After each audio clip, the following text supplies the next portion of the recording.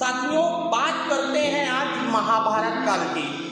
महाभारत का युद्ध समाप्त हो चुका था और धृतराष्ट्र अपनी समस्या का समाधान पाने के लिए महर्षि व्यास जी के पास जाते हैं। उनकी समस्या थी, वो व्यास जी से पूछते हैं कि व्यास जी, जहाँ तक कि मुझे अपने 100 जन्मों का याद है, मैंने अपने 100 जन्मों में ऐसा कोई बुरा कर्म नहीं किया है कि जिसकी मुझे सजा इतनी बड़ी मिली है कि आज मेरे सामने मेरे 100 पुत्रों का वध कर दिया गया।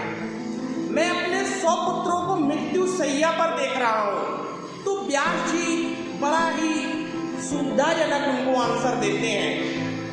धृतराष्ट्र से वो बोलते हैं कि महाराज, अगर सजा मिल रही है तो इतना जरूर याद रखना कि आपने गुनाह भी अवश्य किए होंगे। वो महाराज धृतराष्ट्र से कहते हैं कि आपको केवल अपने 100 जन्मों का याद है, लेकिन उन 100 जन्मों से पहले एक बार आप एक राज्य के राजा हुआ करते थे। आपके राज्य में एक बहुत ही सुंदर तालाब हुआ करता था। उस तालाब में बहुत सारे हंस हंसनी के जोड़े हुआ करते थे। उनमें से एक हंस हंसनी का जो जोड़ा था, उस जोड़े में से जो हंसनी थी वो गर्भवती थी।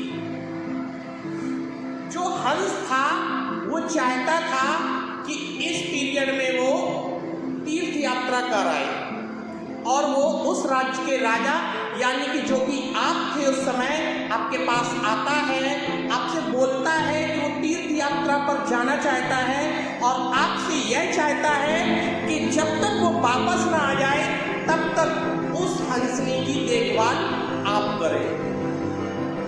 आपकी देखभाल में वो अपने हंसनी को छोड़कर तीर्थ यात्रा पर निकल जाता है हंस, और उसके पीछे क्या होता है,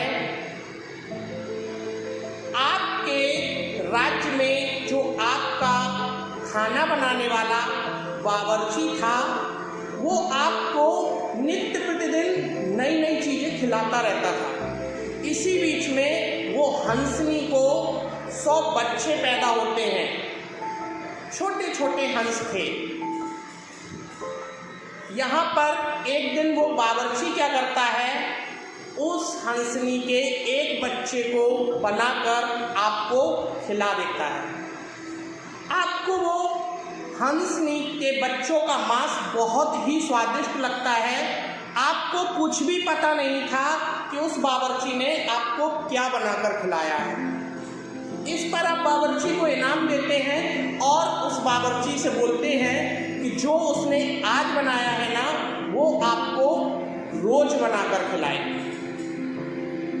आपकी आज्ञा थी, इस वजह से वो बावर्ची क्या करता है, रोज एक हंसनी के बच्चे को लाकर बनाकर आपको खिला देता था। ऐसे धीरे धीरे करके जो उस हंसनी ने 100 बच्चों को जन्म दिया था, वो सारे बच्चे आप खा जाते हैं। यहाँ पर तीर्थ यात्रा पूरी करने के बाद जब वो हंस वापस लौट कर आता है, जब वो हंसनी से मिलता है, हंसनी बहुत ही दुखी होती है। पूरी बात जब हंसनी अपने हंस को सुनाती है तो वो हंस राजा से यानी कि आपसे मिलने आता है और आपसे हाथ जोड़कर प्रार्थना करता है, पूरी समस्या आपको बताता है कि असल में उसके साथ क्या हुआ है। आप अपने बावर्ची को बुलाते हैं। जब बावर्ची आता है तो वो आपसे कहता है, महाराज, जो कुछ भी हुआ है वो आपकी आज्ञा से हुआ है। यानी कि आपकी ही आज्ञा थी कि जो उस बावर्ची ने उस दिन आपको बनाकर खिलाया है ना, वो आपको रोज खिलाए। और आपकी ही आज्ञा के अनुसार उसने उस हंसनी के सारे बच्चों को आपको मारकर बनाकर खिला दिया।